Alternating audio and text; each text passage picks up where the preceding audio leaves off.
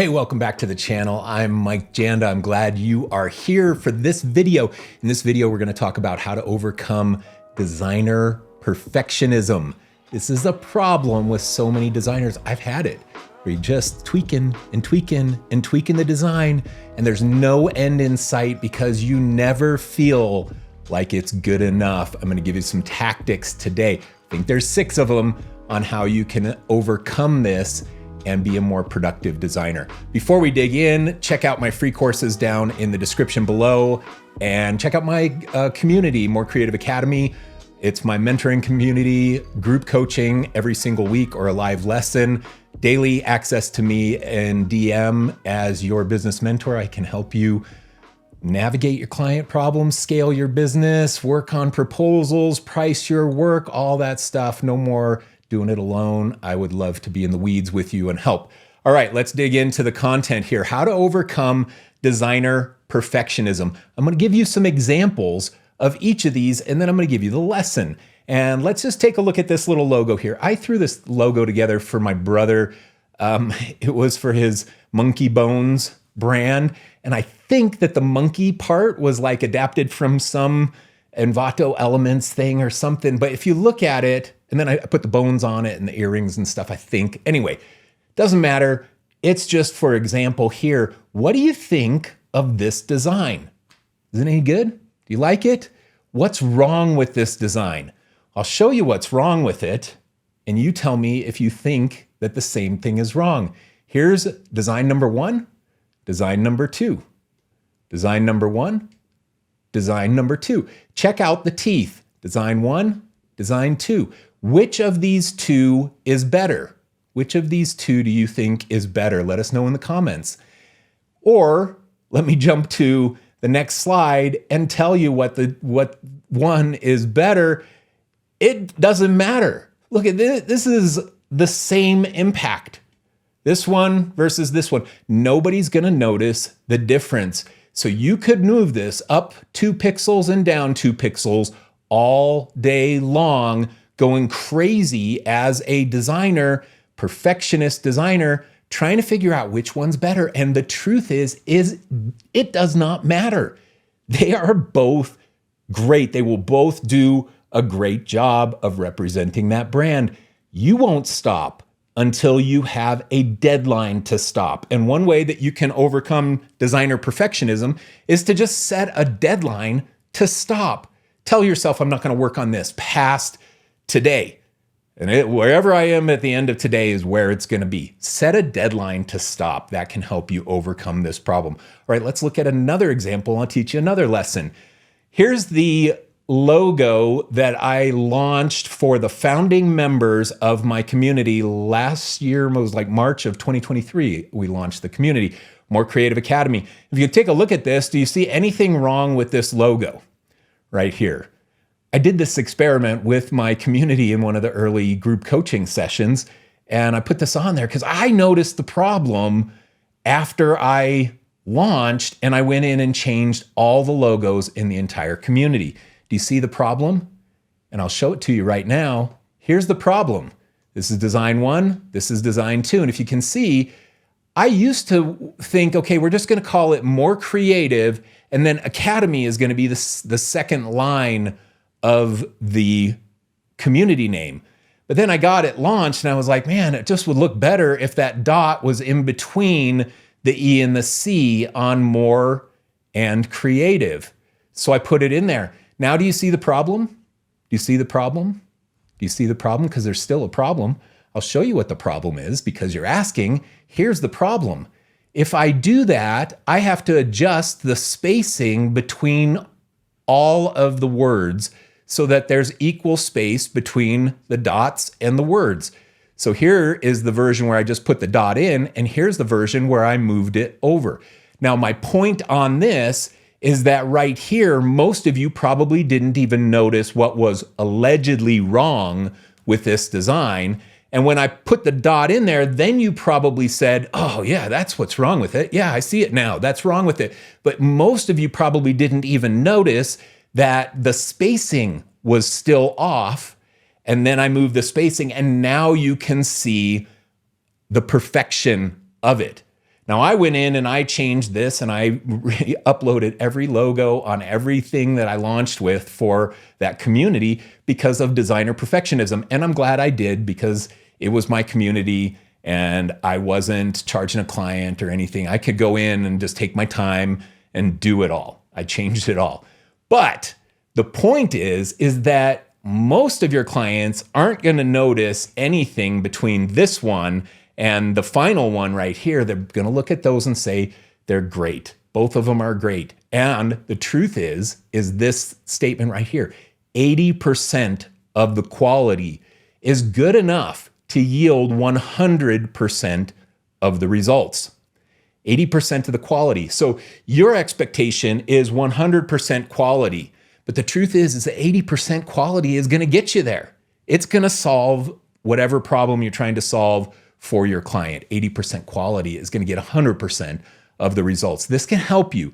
I'm not saying don't finesse the design and use your detail, but don't spend 5 hours doing the 80% quality and then 20 more hours on the design just refining the 20% quality. That's not a good use of time. And designers do that all the time because they're just tweaking. All right, let's look at this example right here.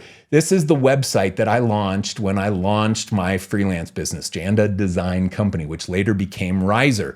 This was February 2002 when I launched this initial site. You can see the date on a couple of those little article things that I have on there, the JDC News. This website sucks. But I was doing work for ABC Family, for Warner Brothers, for Sony, for TDK Media Active, which was a video game company doing things for Shrek and Star Trek video games and the Muppets and stuff, doing tons of video game websites and packaging design for them. And I had this website, which sucks. A few years later, this was my website for my agency Riser, and I did this design as well. So you can see the agency website used to be this, and then it became this because it got better over time. Now, one of the challenges with designer perfectionism is that you are often comparing yourself to other people. We tend to compare up. We tend to look at somebody else and look at what they're doing and say to ourselves, man, if I could only do it as good as so-and-so, then I would be good. And so we start to feel bad and we feel like we just got to keep grinding. And it's good to do that, but it's not good to obsess about it. Now, if you want to feel better about your designs, start comparing yourself to yourself 2 years ago, 3 years ago, 5 years ago. I think there was a 5-year difference between this website and this website, maybe 6-year difference. 6-year difference in the growth of my agency. This website sucks. This one got better over time. And when I look at this one, it's kind of embarrassing to even show it, but it got better over time. So stop comparing yourself to other people. Start comparing yourself to yourself. Now, I'm all for motivating yourself by admiring other great designers and pushing yourself, but be careful not to make it to the point where you stall out in the work that you're doing. All right, let's look at this example. These are a couple shots from my contracts for my agency. And in my contracts, I am a big fan of spelling out all of the rounds inside of a project. So every phase, we would spell out the rounds. You're going to get a discovery meeting. You're going to have round 1. Here's what we're going to deliver. And round 2, here's what we're going to deliver. And you're going to have feedback in these moments. That is how I spelled it all out. Now, one of the tricks to overcoming perfectionism is to actually show work in progress to your clients or to the stakeholder, to your creative director, your art director, or your agency owner, whoever you're working with. And the rule, or the feedback rule, is 30, 60, 90. Show the work at 30% complete, 60% complete, and 90% complete. Don't wait to involve your client until it's 100% ready. You're just setting yourself up for a disaster. So use the 30, 60, 90 feedback rule. And in my courses and my contracts that I used at my agency, I'd spell out all the moments when the client was going to get to see the work. And some of it was in concept sketches and other parts were in mood boards, but we involved them in the collaborative process throughout. All right, this one's my favorite one, I think, because we've all seen these memes. So client expectations versus client budget. People post this stuff all the time. Client expectation, client budget. This one is the Infinity Gauntlet from Marvel movies. This is from Life of Pi. Client expectation, client budget. And we all think that these are funny. Client expectations, client budget. We all think that these are funny. And so we see them. This one probably is the most popular one, Aquaman. Client expectation, client budget. The problem is this, that this is not the full story. The actual full story is this, that sometimes the designer's goal is this, but the client's budget is that. Designer goal, client budget. And you have forgotten that the client's budget does not satisfy the mega polished, super high-end design that you feel like you got to keep tweaking and refining. And the other thing that you got to know about this is that the designer goal is sometimes this, but the success of the project could be had with this. Goes back to my 80% is good enough for 100% of the results. Your designer goal is perfection. The project success does not require perfection. Now, the designer who did this Aquaman art right here, this key art for Aquaman, I guarantee that they could go into it and show you all the little spots that aren't quite perfect because they're in here. Maybe there's some strands of hair or sparkle that's on there. Something is off in their perception, but we do not see it. All we see is, wow, that is great key art for Aquaman. So remember this, that the client expectation and client budget, yes, this is funny, but when your designer goal is this and the client's budget does not satisfy the goal of your level of polish, be careful.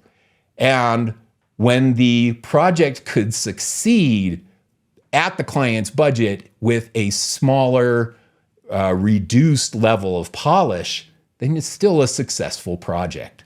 So the question here, are you trying to meet your expectations or your client's expectations? That's the question. Are you trying to meet your expectations or your client's expectations? And oftentimes designers get stuck into the perfectionism mindset of meeting their expectations. And they forget that the client's expectations are much lower than yours. And the customer's expectations or the customer's success is much lower than what your expectations are. And this is the final one. This is business get paid. Not every project is going to be some award-winning, polished, amazing thing. Sometimes it's about getting the project in and getting the project done and getting paid. Now, on your personal projects, you can tweak the pixels up and down and up and down and left and right forever, as long as you want. You can tweak and tweak and tweak. That is just fine. But on paying projects, be careful of designer perfectionism stalling out a project from getting completed. Your goal sometimes is award-winning polished quality. Most of the time, it's let's make this a profitable project for us that yields results for the client. And most often that does not require an award-winning, massive, mega polished, crazy design thing. Most of the time, you got to keep in perspective the budget and the level of quality to succeed. Now, some designers hate this. They hate this idea because they love to polish and polish and polish. And I'm all for it. And I polish my designs. And I love being a polished designer. Just do it when you can do it fast. And do it when you are doing personal projects. And do it when it fits inside the client's budget and when it meets the needs of the actual project. So some projects do need that level of polish.